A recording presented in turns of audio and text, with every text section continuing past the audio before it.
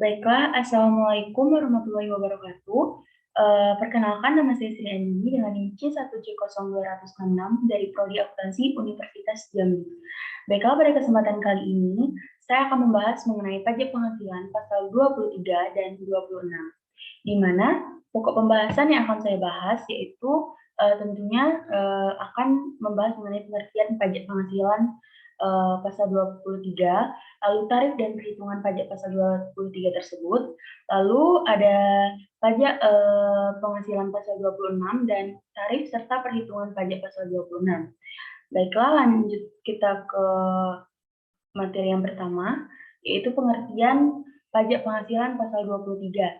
Nah, yaitu pajak yang dikenakan pada penghasilan atas modal, penyerahan jasa, atau hadiah dan penghargaan, selain yang telah dipotong oleh PPh pasal 21. Umumnya penghasilan pajak ini terjadi saat adanya transaksi antara pihak yang menerima penghasilan atau penjual dan pemberi penghasilan, di mana pihak pemberi penghasilan akan memotong dan melaporkan PPh pasal 23 tersebut kepada kantor pajak. Baiklah, lanjut ke materi selanjutnya. Nah, adapun tarif dan objek pajak PPh pasal 23 itu sendiri antara lain, yang pertama, tarif 15% dari jumlah bruto atas penghasilan dividen kecuali pembagian dividen kepada orang pribadi dikarenakan final, bunga, dan royalti, hadiah dan penghargaan selain yang telah dipotong oleh PPh pasal 21. Yang kedua yaitu tarif 20% dari jumlah bruto atas sewa dan penghasilan lain yang berkaitan dengan penggunaan harta kecuali sewa tanah atau bangunan. Yang ketiga, tarif 2% dari jumlah bruto atas imbalan jasa teknik, jasa manajemen, jasa konstruksi, dan jasa konsultan. Yang keempat yaitu tarif 2% dari jumlah bruto atas imbalan jasa lainnya, seperti yang telah dijelaskan dalam Peraturan Menteri Keuangan Nomor 141 PKM 03 2015 dan efektif mulai berlaku pada tanggal 24 Agustus 2015. Lalu yang kelima, bagi wajib pajak yang tidak ber-NPWP akan dipotong 100% lebih tinggi dari tarif PPh pasal 23. Dan yang keenam, jumlah bruto adalah seluruh jumlah penghasilan yang dibayarkan, disediakan, atau dibayarkan, atau telah jatuh tempo pembayarannya oleh badan pemerintah, subjek pajak dalam negeri, penyelenggaraan kegiatan, bentuk usaha tetap, perwakilan perusahaan luar negeri, kepada wajib pajak dalam negeri atau bentuk usaha tetap. Lanjut ke materi selanjutnya. Nah, di sini ada contoh perhitungan PPh pasal 23 dan dengan tarif pemotongan 2%. Diketahui PT Sejahtera memberikan jasa konsultasi kepada CV Indah pada bulan Agustus 2019 dengan imbalan sebesar 20 juta tunai. Maka perhitungan PPh pasal 23 untuk pendapatan ini yaitu 2% dikalikan penghasilan bruto, di mana 2% ini merupakan tarif dikalikan dengan penghasilan bruto yaitu sebesar 20 juta. Nah, dapatlah hasilnya 400.000. Jadi besaran PPh pasal 23 untuk imbalan jasa konsultasi PT Sejahtera adalah sebesar 400.000 dan harus dilaporkan oleh CV Indah ke kantor pajak. Baiklah, selanjutnya. Nah, di sini ada contoh lain mengenai perhitungan PPh pasal 23 atas hadiah dan penghargaan, di mana diketahui pada 20 Maret 2012, PT Abadi memberikan hadiah perlombaan kepada PT Makmur sebagai juara umum lomba senam sehat sebesar 150 juta.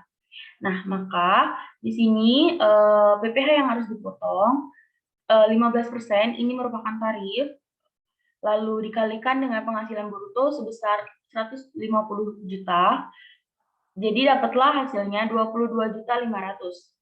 Nah, saat terutang, ini nih akhir bulan yang dilakukan pembayaran, yaitu pada tanggal 31 Maret 2012. Maka saat penyetorannya paling lambat itu tanggal 10 April 2012, dan saat pelaporan paling lambat juga tanggal 20 April 2012. Baiklah, selanjutnya. Nah, di sini kita akan membahas mengenai pajak penghasilan pasal 26 atau PPh pasal 26, yaitu pajak yang mengatur kebijakan mengenai pajak yang berhubungan dengan wajib pajak luar negeri, badan usaha, apapun di Indonesia yang melakukan transaksi pembayaran berupa gaji, bunga, dividen, royalti, dan sejenisnya kepada wajib pajak luar negeri, maka diwajibkan untuk membayar PPh pasal 26 atas transaksi tersebut. Baiklah, selanjutnya, nah, adapun tarif PPh pasal 26 ini, menurut ketentuan PPh pasal 26, tarif umum yang dikenakan adalah 20% dan bisa berubah jika wajib pajak mengikuti teks kreati atau persetujuan penghindaran pajak berganda atau P3B. Ada pengecualian mengenai PPh yang dikenakan atas penghasilan yang diterima wajib pajak luar negeri dari Indonesia, yaitu berlaku untuk yang bukan badan usaha tetap di Indonesia. Oke, selanjutnya. Nah, di sini ada contoh perhitungan PPh pasal 26. Diketahui PT ABC memiliki perwakilan di luar negeri dan mengasuransikan bangunan bertingkat ke perusahaan asuransi di luar negeri dengan membayar jumlah premi pada tahun 1995 sebesar 1 miliar. Dengan demikian, perhitungan PPh pasal 26-nya yaitu, nah, di sini perkiraan penghasilannya itu 5% dari 1 miliar. Dapatlah hasilnya 500 juta.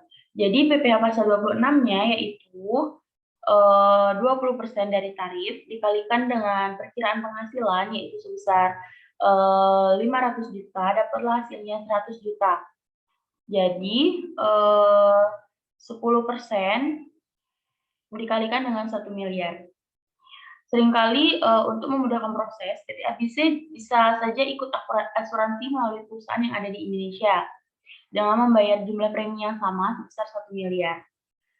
Nah, perusahaan asuransi di luar negeri dengan membayar premi sebesar 500 juta. Maka ketentuan PPh pasal 26-nya yaitu perkiraan penghasilan itu 10% dari 500 juta yaitu dapatlah 50 juta. PPh pasal 26 PT ABC yaitu 20% dari tarif dikalikan dengan 50 juta dapatlah hasilnya 10 juta. Jadi 2% dikalikan 500 juta. Baiklah, demikian pembahasan yang dapat saya jelaskan. Apabila ada kesalahan, saya mohon maaf. Saya akhiri dengan wassalamualaikum warahmatullahi wabarakatuh.